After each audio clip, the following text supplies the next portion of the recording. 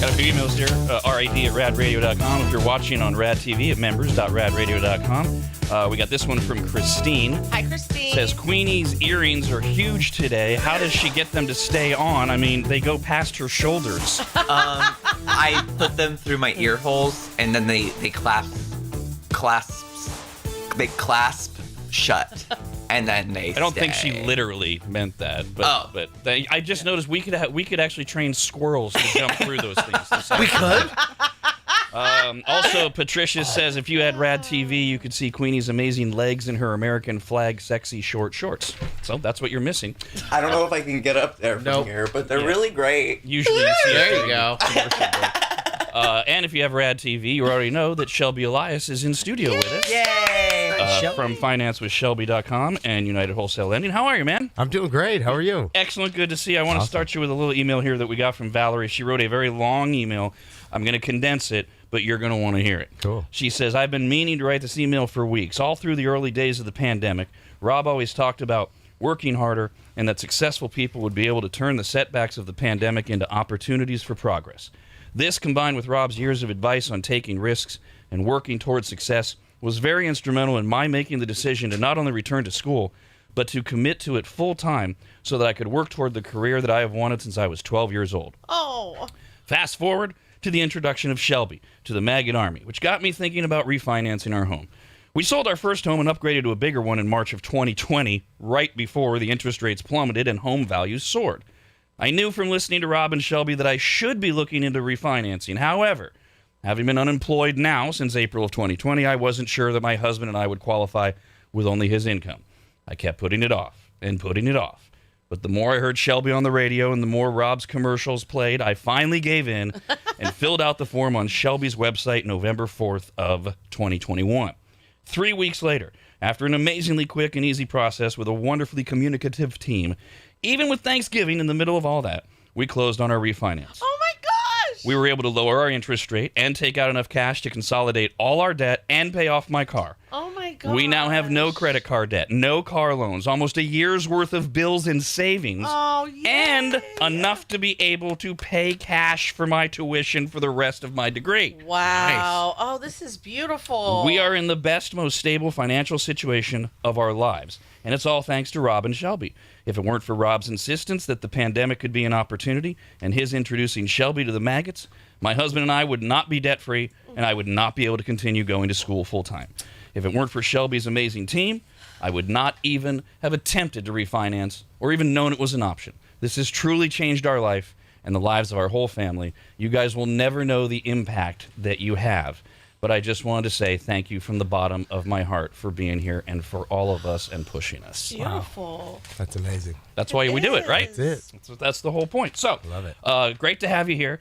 Phone number is 888-989-9811. We already got a lot of email questions for Shelby. I got one for you right off the bat. These are all headlines from the last 24 hours, Shelby. Home buyers are rushing to get mortgages before higher rates price them out. Mortgage rates keep rising. Here's another one. Rapid rise in mortgage rates startle home buyers. Another one says, for some home buyers, surge in mortgage rates creates new urgency. What is going on, and how does this affect people? Yeah, so the feds met. This is something, first off, that we all knew was coming, right? We got saved by the pandemic because interest rates were going up at that point. Then when the pandemic hit, we had to buy more mortgage-backed securities. The Fed stepped in, kept rates artificially low, okay? So now everything's been going much better. The economy is strong.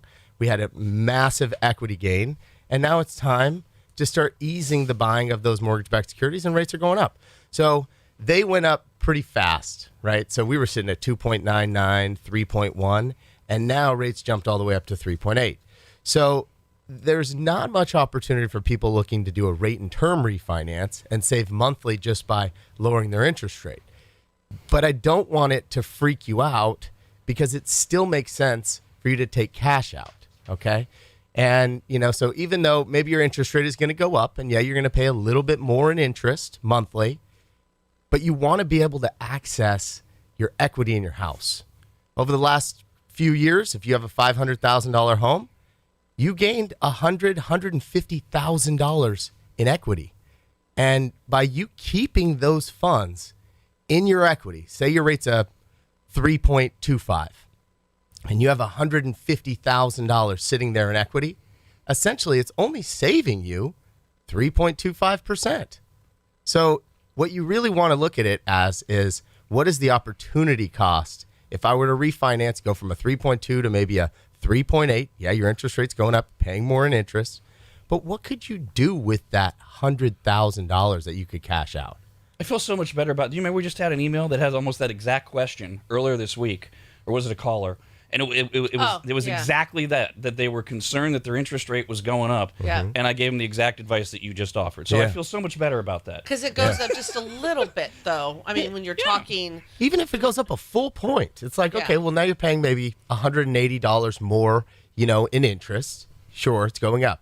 But now you have $100,000 or $200,000 or $500,000, I mean, in my case, I'm refinancing my primary.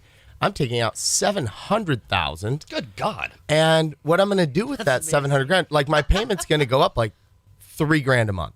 But if I take that $700,000, imagine what I can do with that. I'm going to make way more than $3,000 a month. It's a lot of purses. You know what I mean?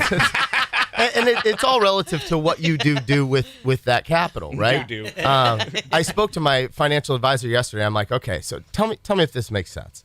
I said, essentially, if somebody has, say, $500,000 in equity, and they're sitting there saying, okay, I'm in a great position. Well, now their investment is not even diversified. It's all in real estate. And if the market goes down, now you have no access to that investment at all. So, you're just praying that things are going to keep going up. You have a low monthly payment, but you could probably afford more. So I said, essentially, if somebody has a 3.25, is it fair to say that that's what they're earning? He's like, well, that's a good point. I have never really thought about it that way. And I said, because essentially, if they were to take those funds out, then that's what it would cost them. So if it's, saving them 3.2 because they're keeping their equity in there and they're not pulling it out, then that's really what it's earning them. So I'm like, okay, it's 3.25. He goes, wow, that's a really great way to look at it.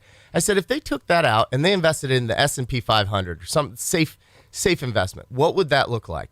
And he goes, okay, let me analyze from 1950 to 2021, and we'll take a rolling period of any 5-year period. What is the worst it's ever done, and what is the best it's ever done? He said, in any 5-year period, the worst it's ever done was give you a 6% return. The best was 17. So on that investment, say you pulled $100,000, you put it over there. Now on $100,000, the worst or the best that you're going to make an additional, 6% return to 17. He said, but the best part about that is now that $100,000 is compounding. Where is it sitting in the equity of your house? It's not compounding. It's going to be $100,000 today and $100,000, whenever. But if you earn 10% in a year in the S&P 500, now it's worth 110. And then the next year, it's compounding on 110. So now it could be worth, 130, 150. So he's like, if you look at that $100,000 that you put in 10 years down the road, it's going to be worth way more than $100,000. And, so it's teaching and educating people to look at it like that. And that's what I do. I want to see your situation. I want to analyze the entire situation and give you advice like a mortgage advisor would and challenge you to think about things different. I don't know how helpful this is to people because it's like ancient history, but it's also it's instructive to point out that even at, what do you say we're at now, 3.2, 3.7? Now, yeah, we're probably 3.7, somewhere around there. Historically low. I mean, devastatingly. When I bought my very first home way back in 1992, I got a 7.25% rate, and everyone could not believe how historically low that was, because there were people alive at that time who remember the 70s when they were playing almost triple. Yeah. So that's one thing to remember. I had a weird thought driving in that I wanted to ask you about, because this sounds to me like the stupidest question. Inflation is through the roof right now. Yeah. And everyone is feeling it, and everyone projects that it's going to continue possibly all the way into 2023. That's part of what the feds are doing. Inflation is one of those words that usually people just their eyes glaze over, but they can't anymore because they're going to the grocery store and they can't believe they're buying less and paying so much more, and nobody's feeling it more than at the gas pump. And if people aren't feeling it already, they're going to. They're about to. Is there any, you and I, we always advise exactly what you just talked about. If you do have equity, and we're going to talk to all of you first-time home buyers here in a few minutes, but if you do have equity, we always advise when you take it out, do something with it. Either reinvest in your home or all the things that you're just talking about. Yeah. Would you advise anyone at this point, with knowing that everything's so rough cost-wise, to take some money out and just set it aside as these prices continue? Or does that just sound totally loser talk stupid to you? Well, I mean, I don't think you should take a large chunk, and here's kind of the thing, is you always want to make sure that you're comfortable with your monthly mortgage payment. So, a lot of people that I talk to, they're like, oh, yeah, I'm paying extra on my mortgage.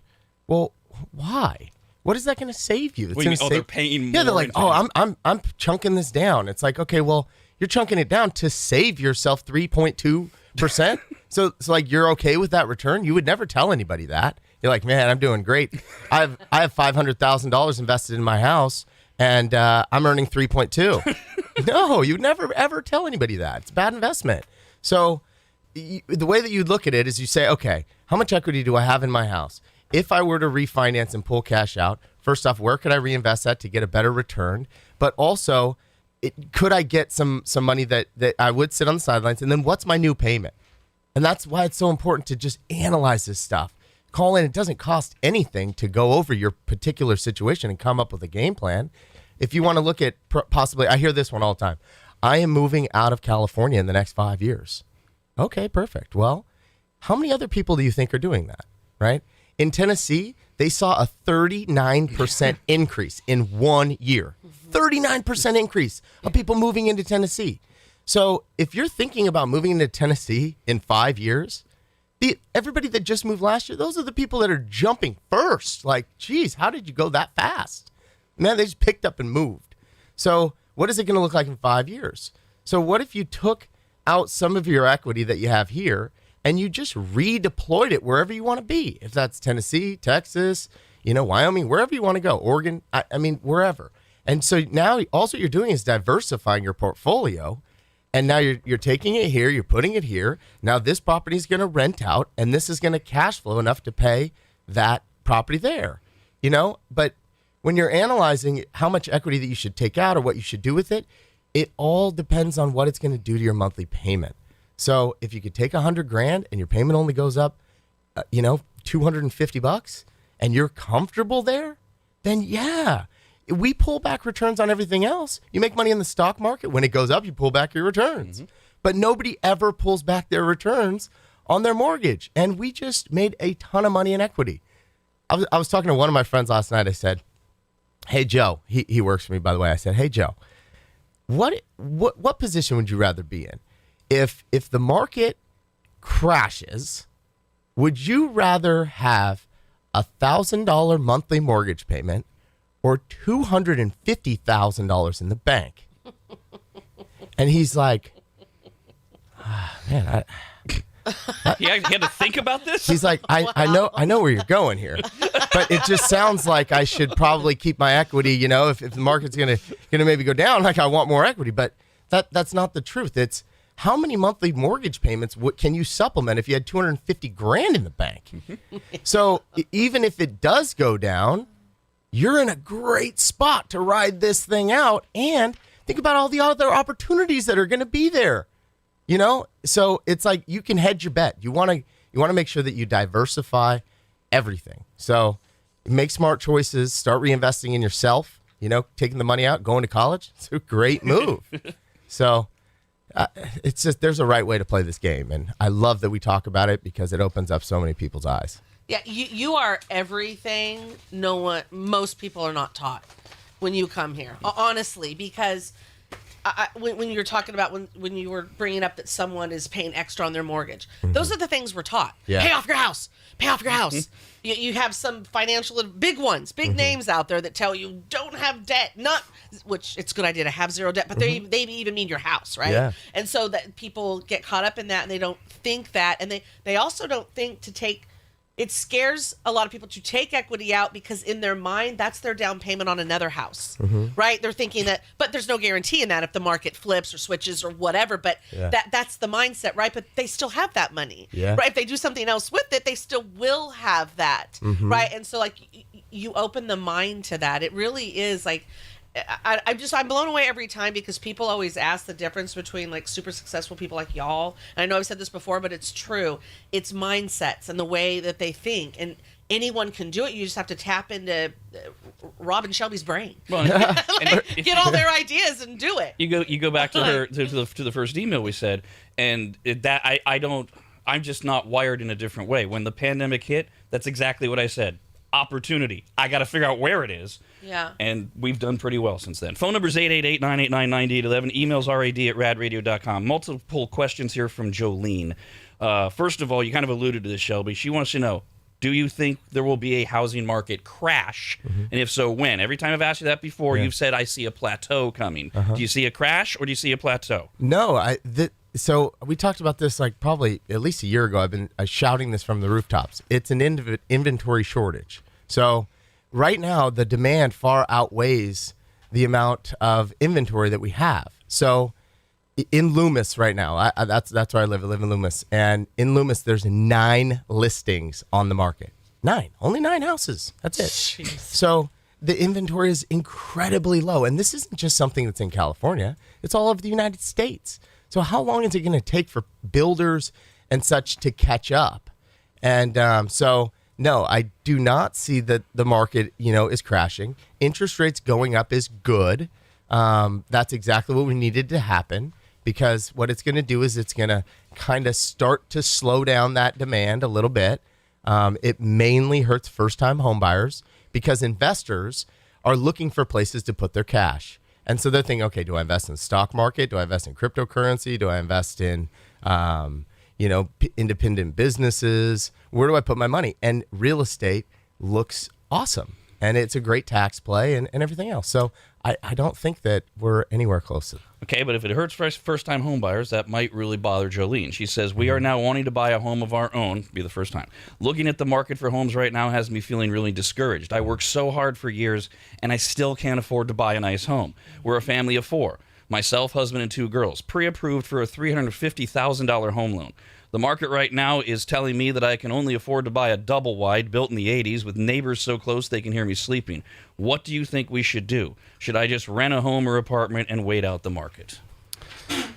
Man, so you got to hear that story a lot. I know, I do, and it really stinks. We were talking about the mindset thing. What I would do is, instead of thinking about investing in your house, you need to start thinking about investing in yourself. That's where you got to go first, because if you can afford a $350,000 house and you want to stay in California, you have to first think about, how am I going to earn more money, right? And that's really what the answer is. It's a tough answer. It stinks. You can't plan to sit on the sidelines and hope that things are going to go down, because the reality is that I don't think that's anytime soon. So you're better off thinking, hey, go to your employer and say, hey, what's my roadmap? How do I get to this? So I still encourage you, call in, find out what your roadmap is. I mean, it's crazy. Once you get that in your brain and you're like, okay, I need to make $80,000 a year, it's going to happen. You're going to figure it out. Anytime you're leaving your financial well-being or prosperity to outside forces that you can't control, you're screwed. Because there's no guarantee it's going to go the way you're hoping or thinking. Well, I mean, if your hours allow, there's plenty of jobs. Get a second one. That's for sure. Right? I mean, that I've known plenty of people that have done that, or there's something that they're really good at, and so they do it from home and sell it, even though they also have their own career. There's all types of ideas. Hello, David. Go ahead. Hey there. Thanks for taking my call. I actually had a question for Shelby. My wife and I purchased a house about a year and a half ago through a VA loan, no money down. I'm sure you understand how that goes. We have been arguing as to whether or not we should refinance just because of that specific situation, since there's no money down, if it's even an option for us. Yeah, you can refinance on a VA loan and go up to 90% of the value, and you can take cash out there.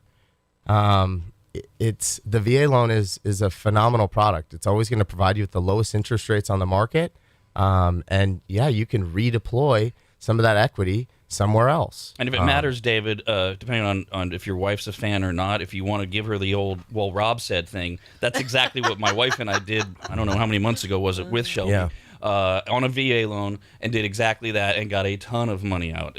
I don't see any downside to it. Emails rad@radradio.com. Jesus says, I just refinanced my house a few months ago to get rid of the mortgage insurance. One of your favorite subjects. And my house appraised at $120,000 more of what I owe. I was wondering if it would make sense to pull money out of my home equity to buy a rental property and rent it. Mm-hmm. Yeah. This is something that we'll touch on a little bit more, but I'm very well versed in this arena. And how you can figure that out is what you do is you call in, we'll go over your particular situation, we'll look at, okay, if you were to refinance, how much does your current payment go up? And then we think about, okay, how much are we going to put down from the equity in your house? And then we can look at what are the future rents? How does that compare? Are you going to cash flow? I can coach you on how do you find a good renter? How does this whole process work? But yeah, that is a phenomenal opportunity. I've done it many times and I continue to do it myself. Let me touch more on this since I mentioned it and I know it's a subject of yours. Lots of emails about mortgage insurance. Leanne says, my fiance and I just bought a house in January this year, January 2021, so over a year ago. We pay mortgage insurance. Can we get rid of it or do we have to wait? Sorry if this is a stupid question. Matt says, who does mortgage insurance protect? Is it the homeowner or the lender? You hate mortgage insurance. What do you say to all of them? Yeah, so mortgage insurance, typically you need 20% equity in order to get rid of your mortgage insurance. We do have a product right now called the MI Buster. That product will allow you to get your mortgage insurance off or not have monthly mortgage insurance if you have 10% equity. But traditionally, you want to make sure that you have 20% equity. Over the last year, we've had some crazy growth. So if you think you're there, we can analyze that situation. You always want to get rid of your mortgage insurance. And with the rates rising, we're going to see 2 more increases this year. So you want to do it as soon as possible. Because if interest rates go up too much, then from where you're currently at to where they are now, you might be stuck paying your mortgage insurance forever because you can't refinance. Here's a guy who doesn't want his name used because he says, I'm supposed to be working and I know my boss listens. Oh, God. But great question that leads us into, I promised we would get to this. My wife and I are looking to buy our first home, but we don't know where to start. Should we contact Shelby first or find a realtor first? How do we calculate how much home we can comfortably afford and how much cash on hand will we need for the down payment and closing costs? We haven't touched a lot on the fact that they can actually contact you for both simultaneously. And then while you can start the financing and answering all those questions, there's a lot of people who don't have real estate brokers and don't have relationships, but you sure do. Yeah, yep, exactly. So we have a real estate company and we have a mortgage company. And so what we do is you always want to contact your mortgage guy first for multiple reasons. But for one, you want to create a roadmap and you want to see, some of the things that I ask is, okay, how long are you going to be in this house? Because that's going to determine what loan that we're going to go for. And then I say, okay, well, what are your future plans? Do you plan on purchasing another house and turning this house into a rental? If so, then maybe we don't want to put down 20%. Maybe we only want to put 5% down on this house. Let's analyze what the payment is. Can we cash flow at 5% down with this payment? Or, we analyze what that's going to look like when you turn that property into a rental. And then we analyze all of the future buys. You say, okay, well, I'm going to buy this house for $400. I'm going to live here for a year, 2 years. Then I want to turn this one into a rental, buy another property. So yeah, you want to come up with your roadmap first. That way you know what you're looking at. And then you also want to contact me first as well, because not only can we help, give you to one of our agents that we work with, but I can also make sure that you have an agent that specializes in that particular area. I see people, of course, an agent's never going to turn down business. If they could drive there, they're going to go. But that's not who you particularly want. And the perception out there is just, I just need the realtor to open up the door. And man, that is so far from the truth.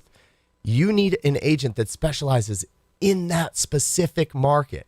I mean, how I buy properties is I find out, okay, who's the best realtor in this market? They have the best pulse. They live there. They know all the people there. Everybody knows that, so-and-so is this agent and owns this market. And then I say, hey, what off-market listings do you have coming up? I mean, that's your best asset right now is that agent and those relationships. And then another thing too is that people don't realize that it's like a good old boys club, right? There's 9 listings on the market in Loomis. Who do you think those listings are going to? Probably the people that are already in Loomis. So when, like I'm in Loomis, so if my buyer contacts me, I say, hey, who's the listing agent? And then I call the listing agent and I'm like, hey, Michelle, tell me some insight on what we have going on here. And she's like, oh my gosh, Shelby, yeah, you have a client? Great. I want to work with you, right? They want a smooth transaction. They want to make sure that whoever they're going to sell this house to, they're going to protect their seller. And they want to go with somebody that's not going to burn them or bail or whatever. So like, dude, if Shelby says that this person's pre-qualified, I know they are because I know Shelby's reputation.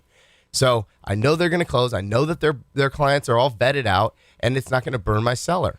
So it's so important that you come to me first. I will dial the entire game plan in, and then I can tell you this agent's the best for this area. This agent's the best for that area. I can plug you in with one of my agents that specialize in a particular market. A geographic example would be if you've got a real estate agent whose office is in Elk Grove and whose home is in Elk Grove, and you want to buy a house in Auburn, California, why in the hell are you using them? They go out to Auburn twice a year for brunch and have no idea what's going on. Yeah. Here's another question on email. Question for a potential first-time home buyer. Are there any homes left in the greater Sacramento area for me to choose from if my income is $4,000 a month? I am just discouraged by the bidding wars and lack of homes. Are there homes available, or are you going to give her the same answer of you got to raise your income?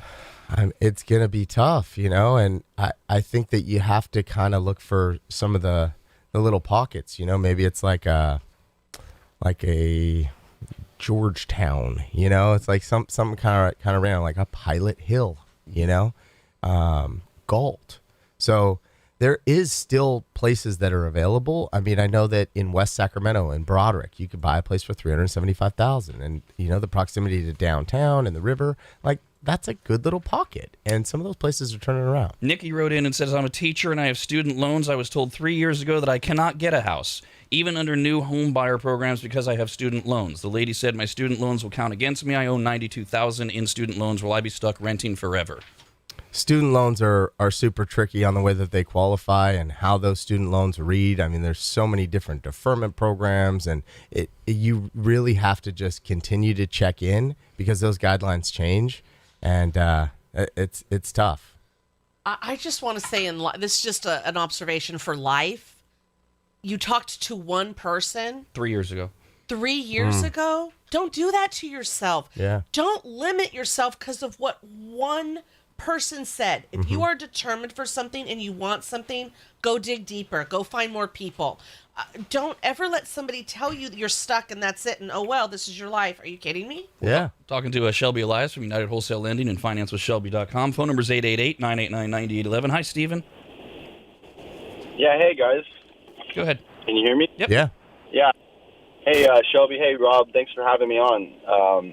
I recently did a refi with Shelby and United Wholesale Mortgage. So I really want to say thank you guys. You guys cut down $400 a month off of my mortgage, dropping the PMI. Wow. And it was simply a value of increasing the value of the house by doing an appraisal and dropping my debt to value ratio from 94% to 61%. Wow. Nice. Increased like $200,000 liquid capital. So Wow. you guys saved the day doing a little workaround by doing an appraisal that was previously appraised using federal criteria. And now that I didn't have to follow that same criteria, I was able to increase the value by simply appraising the house, dropping the PMI. This goes Yep. to Dawn's point about the previous letter writer and what Shelby does. They'll always find a way if there is one, and the no is not the answer until there's no other answers left. knock the That wall was a down. great example of dealing with somebody that is experienced, right? You deal with somebody, like a retail lender or something, somebody that maybe is newer in the business, that doesn't have the experience. What they did was they just took the automated, value. And so he tried to refinance. They took the automated appraisal, and it didn't look so good. But that was the easiest route for them. And so, what we did is we took it, analyzed it, and said, okay, again, we own a mortgage or a real estate company. So we log into the actual MLS, pull those actual comps and go, hey, this system is off. There's actually value right here. Let's order a real appraisal, and we're going to get a different outcome. It's crazy. By the way, sometimes you and I can talk past people. I mean, here's a very reasonable question. Josh wrote in just now and says, when you say you can take cash out, what exactly does that mean? Do I have to pay it back? I owe $400,000 on my house, and it's worth $560,000. So he's got $160,000 in equity. What's the dumbed down way you tell somebody? What do you mean I can take cash out? Yeah. That's a really good question. So let me kind of dumb this down. So when you purchase your property, say you put 5% down, okay? So you put 5% down on your house, and now you own this house, and it's it's a $500,000 purchase, okay? You put 5% down, you bought it. Now that house goes up to say $700,000. Now it's worth $700,000. So now you have all of this money that you made. Essentially, you started with 5% equity, which is cash that's in your house, and now you have another, $200,000 that's sitting there. You have no way to access that $200,000, but it's your money. It's sitting there. We call that equity. Equity is just cash that's sitting in your investment, which is your house. Doing nothing. It's just sitting there, okay? Now, what you can do is you can call in, apply to get that cash out, and that cash goes directly in your pocket. So literally, like, I can get somebody access to that cash that's sitting in their equity in their house in 30 days. It gets directly deposited into your bank account. So what we're saying is, don't just leave it sitting there. Whatever your interest rate is right now on that, that's what you're essentially earning on the cash that's sitting in your house. So you can call in, say, hey, do I qualify to take some of this money that's sitting there out and reinvest it somewhere else? And what we do is we analyze your credit, make sure that you have a good enough credit score. We analyze your income to make sure that you can qualify for your new monthly mortgage payment, because your mortgage payment is going to go up because you're taking cash out. So you're going to have a higher loan amount. And then you get the cash and you can do whatever you want with it. Got this email that says, my girlfriend and I make about $150,000 a year. We've both been on our jobs about a year. I'm in the hole about $8,000 in collections on my credit report for a vehicle repo. My girlfriend has a huge student loan debt. Oh, there's that student loan thing, damn it. Would it be better to fix all these debts prior to trying to even buy? So this brings up, two things. One, I have the ability to do what's called a soft pull on your credit, okay? What a soft pull is it does not even count as a ding. It doesn't hurt you at all. And I love it because it only costs me $1. So I can literally look at your entire credit situation, and you see the actual report for $1. And then I go through and I analyze all of the information there. So, what I would recommend is you call in first, let me do a soft pull on your credit. I'll look at your situation. Then I can coach you on what to do. And then, as Don said, we'll come up with a game plan. And then you just keep circling back with me. Every 3 months, 6 months. Hey, Shelby, how's it going? I want to check back and see how things are going. This is what I did. I paid this off, this off, this off, just like you said. Perfect. We look at it. Yes, your score went up. Here's where you're at. Do this, this, and this. Perfect. Circle back, circle back, circle back. We'll get there. Hello, Trevor. Go ahead.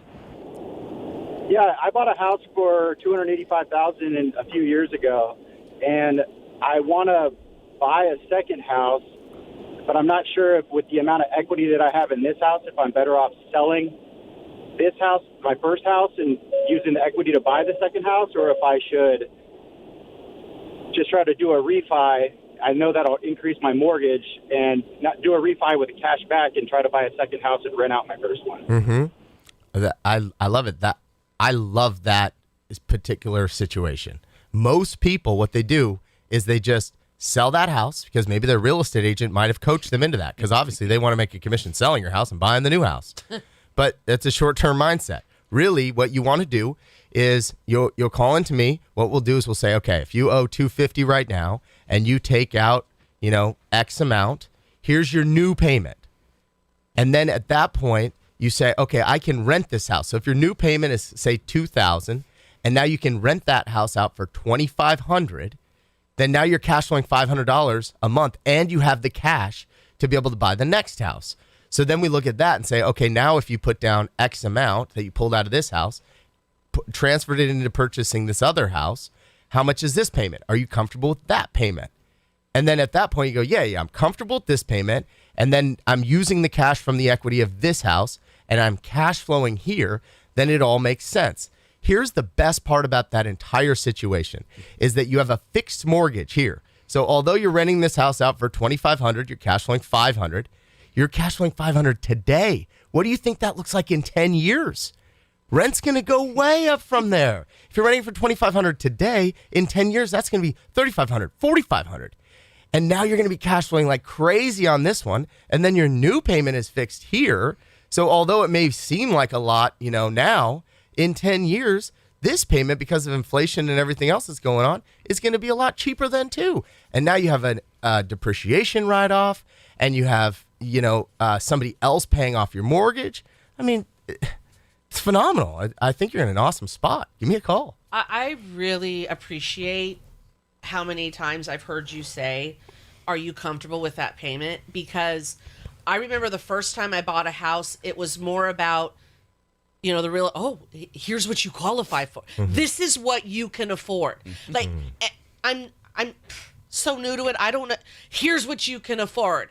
And, or I'm sorry, this is what you qualified for. Yeah. So it like gets in your brain that, I'll be fine. Yeah. Right. And no. Yeah. Like, no. Yep. Like, are you comfortable with that? Who cares what the bank says? Yeah. What are you comfortable with? Because I think so many people, we get caught up in like, I qualified for this, so I'm going to get that. And then everything starts rolling in, and you're like, oh my God, what did I do? It's like, no, what are you comfortable with? Who cares what the gosh damn bank says? Plus, there's all those expenses you get from the home. Because everybody walks in and says, I want new drapes, I want this, I want that. all that. You and I talk all the time, Shelby, about hurdles. People do negative self-talk to stop themselves, and some of them hear your ideas, and they're like, whoa, slow down, killer. So on this idea of getting a second home that you're going to rent out, like I just hear people going, oh, great. Like I have time to be a landlord.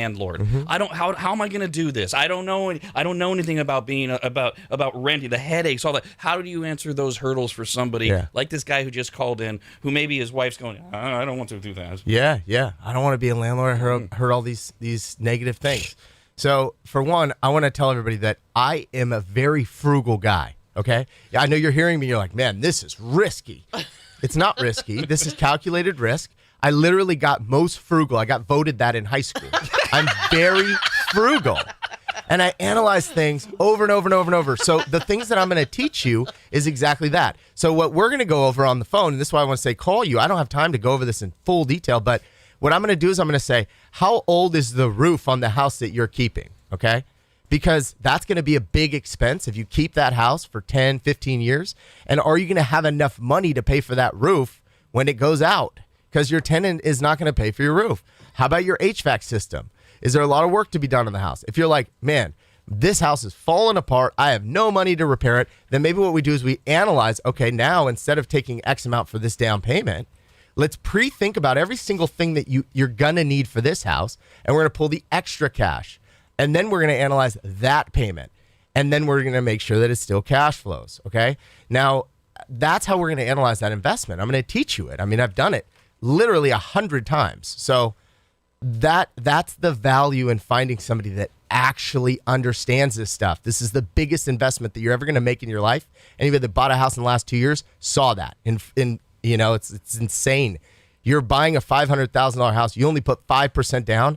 If that house, that $500,000 house that you only put 5% down on, if it went up like it did last year, 20%, you just made $100,000. $100,000. And I mean, some of these houses that I bought in 2008, 9, 10, I was buying them for $75,000. They're worth $400,000 now.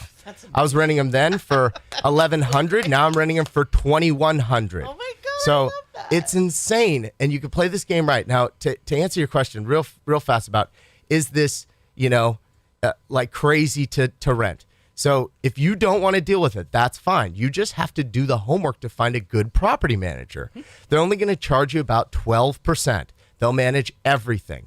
Then you look at the house and you say, what are potential things in this home that I'm going to rent that could potentially go out? a dishwasher, right? You have insurance for certain things. Like, okay, well, what if I have a huge, massive leak? You have rent coverage to where I've had houses catch on fire. I had a tree blast through a house. I've flooded multiple homes. And none of this I did, my tenants did.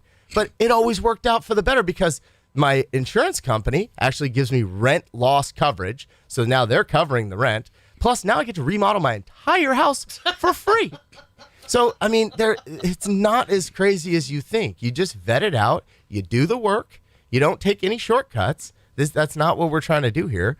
And I can help you analyze everything from every single We got angle. a few different emails from people who are doing like third-party food delivery drivers, whatever it is, Uber, DoorDash, that kind of thing. And a lot of them are saying they can't use it as income because it requires screenshots of weekly earnings, blah, blah, blah. Is that true? Yeah. So this is another hurdle. It's like student loans. It's a real thing. Yeah, and you hear of a second job. Well, you have to show proof that you've had a second job and that you've been working 2 jobs for over 2 years. With Uber and everything else, these are oftentimes 1099 employment, and now you have to verify that you're still doing it, and you have to average out how often that you're doing it, and it's just really hard to verify that stuff. How about this situation? Fiance and I are about to buy a house. I rent. He owns for over 20 years. His house is in escrow with $300,000 estimated in profit. Would you recommend putting all the proceeds into a new house or just put down a percentage and invest the rent for a higher return? I already know this answer, but go ahead. Yeah, that you analyze the payment. There you go. Where's your new payment going to be? What are you comfortable with? Worst case scenario, hit every single angle. If the world falls apart, can I still make this payment? Figure out what that is. However much money that you have left, keep all of it and reinvest it somewhere else, because even at a 3.5, 3.8, 4%, you can earn a lot more than that somewhere else. Hello, Shelly. Hello. Hello. Go ahead. So my daughter's obviously a college student. I'm just kind of like weighing out the options here. Is it better to do like a equity line of credit, to take a little out, you sell the house later, or a personal loan? I just kind of like factoring like the tax part of it as well. Mm-hmm. I get this question a lot about home equity lines of credit. Home equity lines of credit you want to think of as a credit card with a low interest rate. It's a credit card that's backed by your mortgage. So you have a lower interest rate on it, but it's still revolving and it can change. So if this is short-term debt, you're going to take out $10,000 and then you're going to go and you're going to pay the tuition and you're going to pay that $10,000 back, then you want to do a home equity line of credit. If it's long-term debt where you're taking maybe $40,000, $50,000, $60,000 to pay for an entire college and her housing and everything else and have enough money, and you're not going to be able to pay that back off, then that's when you would want to look into a cash-out refi. Hi there, Michael. Go ahead. Yeah, so my issue is I'm looking to buy a house as soon as possible. However, my 2019 taxes still have not been processed through the IRS. The state did them, but I've sent to the IRS my taxes 3 times, and it's still not processed. So you can go down to the local IRS office and you can wait and get a stamped return from them. They'll actually stamp your return and you can pay. They'll cash your check. That's for sure. You send a check in, they're cashing it regardless of even if they know what it's even for. So send the amount that you owe. They're going to cash that check in like literally 1 week. And then for proof that your taxes have been filed, you have to actually get them stamped. And then we'll take a stamped copy. Chris, this is a question we get all the time. Says, after I refinance my house and pull out the cash that was equity, does that affect selling the house in the future if the house market drops? That's the first objection always to doing home equity loans. Oh, my God, what happens when the value of my house goes down and now I owe more on it? Yeah. I kind of missed that question a little bit, but I think I got it. So you're saying, well, what if I cash out, the market drops, and now my house isn't worth what it's not worth the same anymore, right? I'm upside down, right? Right. Okay, so here's why it was so scary in the past. Because people were doing loans that were bad loans. They didn't have a fixed payment. So their interest rate and everything would continue to adjust and adjust and adjust and adjust. So it pushed them out and they had no equity. They couldn't refinance out of that adjustable rate mortgage. Now people are on a 30-year fixed, okay? So Say myself, I pull out $700,000, the very max that I can pull from my house. The market goes down, okay? My payment is still the same. So again, we're analyzing the payment. The payment is the only thing that matters. If the whole world collapses, I still am comfortable with my monthly payment. And then I think of that as a win. Now I have $700,000 sitting there. I don't give a crap if the market goes down. I'm comfortable with my payment, and I have a boatload of cash to be able to take advantage of everything if the market does go down. I'm going to turn that 700 into a couple $1,000,000 if the market collapses. Let me give you a specific one here. She says, my now spouse and I bought a home in the summer of 2020. To get into this place, we went the route of an FHA loan with 2 silent Cal HFA loans to help with down payment and closing costs. We have a fair amount of equity built up, and here's what we'd like to do. Convert to a single conventional loan. Drop the stupid PMI.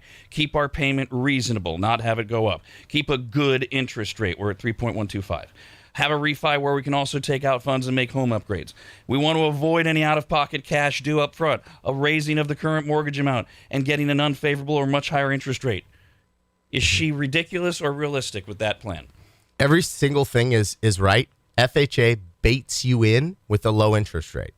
So your interest rate is going to go up regardless, but it's still going to make a ton of sense because you're getting rid of all those other loans. You have to get out of your FHA loan, and the only way out of it is to refinance. You can take that cash out when you reinvest that cash into your house. Say you're going from a 3.1. Is that what she said, Chad? So you're going from a 3.1 to a 3.8, okay? Most people are like, oh, my gosh, I don't want to do it. No. You do want to do it because you're getting rid of your mortgage insurance. That little, even if it's a 1 full point that it's going up, that amount of interest isn't even more than the amount that you're paying for your monthly mortgage insurance. Then you're going to be able to access cash. You're going to reinvest that cash into a kitchen remodel, a master bath remodel, like we always say. And your return on investment from those, new investments of reinvesting in your house are going to far outweigh where you're currently at. So all of those things you can definitely do. It is exactly what you want to do, but your interest rate is going to go up. And he's just explained why that's not a problem. Exactly. Go ahead, Alex. Good morning. Hey. My question, my grandmother has a house in Santa Cruz County. She's owned it since years. She bought it in 63. It needs a new roof. She's 92. It's in a trust. No equity has ever been pulled out of it. Is there any way we could do it now, or can the trust do it afterwards when she passes? Mm-hmm. Whoever the executor of the trust is going to, be able to refinance that home or do anything once she does pass. If you want to do it while she's still alive, depending on her income situation, you can do it, or you can always add somebody to title to help you qualify. So if you add somebody on there that can qualify, there's a 6-month waiting period, and then you can refinance and pull cash out. Just from hearing you guys talk, because I don't know the market, I mean, it sounds like there's probably a lot of money in that house. I would think so. Holy cow. That long ago? Here's a similar but different question. A longtime loyal listener, doesn't want his name used, but interesting situation. Says, do you have advice for my retired widowed mother in her 70s? She owns and operates an active farm in Northern California that spans 2 different properties. She owes $100,000 on the property where she lives, $200,000 on the other property, which does have a rental on it. Her income is the farm, Social Security, and her retirement. She rents out the other house. That covers the mortgage. The value on Zillow lists both properties over $500,000, but it's a rural area, not much to go on. Due to the pandemic, a lot of the events where my mom makes her money to cover farm expenses have been canceled. Things are starting to get tight. I've told her to contact you, but she either forgets or is nervous. Is there anything that can be done for her? She doesn't necessarily want more cash. She just wants to reduce her payment. So like I just mentioned, right? It sounds like her income has been, hit, and that's probably why, she's feeling like she can't qualify. So what you can do is she can add her son, whoever, it doesn't matter, add someone to title. And at that point, you have somebody else on the title of your home. But as long as you trust them, you can now use their income to help you refinance your mortgage. So if you're not taking cash out, you're only reducing your monthly, payment, then there's no waiting period. Add them to title, we can help them immediately. If they want to take cash out, there's a 6-month waiting period. Hi, Ralph. Go ahead. So I was wondering, my kids are kind of, I want them to get into a house. They haven't done anything. Kind of want to know good steps to get ready to buy a house. What's the process? Well, this brings us full circle for everybody back to the brokerage side of what you do that we haven't talked about. What is the quick version of steps to get ready to buy a house? So the first step would be to make sure that they have some credit history, right? So we're talking about some maybe younger kids. You can add them as authorized users to your credit card. That's going to help them fast track the credit history. Then you want to make sure they have at least 2 trade lines of their own. So 2 credit cards, car loan, something like that. Okay, so that's first, is get their credit in order. You really want to make sure that somebody has around 660 and up credit score. For those of you that want to help your kids buy a house, we had somebody that was talking about, my kids are going to college. It's a great opportunity for you. If you use an FHA loan or even a conventional mortgage, you can go on that mortgage with them. They can live in it as their primary and put a minimum down payment down. You can be a co-signer for them. College is a great investment opportunity because they mainly rent out the rooms, which makes it very easy to do what's called a house hack, which we'll go over some of these investment strategies, I'm sure, in the future. But a house hack is when you rent out each individual room. It helps you cash flow very easily. So that would be a great thing. The next thing that you're going to do, once you get the credit in order, you want to make sure that there's verifiable income, okay? And then we're going to check the down payment. A down payment could be a gift from a family member, or you can use down payment assistance as long as you're a first-time home buyer. And then after that, you're going to contact me. I'm going to go over the entire game plan for that investment, for that property, and then we'll put you in the right steps, and then we can go out and start looking at homes. And for those of you that are just sitting there going, I just want a house. You still call Shelby first. But I don't have a broker. You still call Shelby first. We went over all of that. It's financewithshelby.com. Shelby Elias from United Wholesale Lending.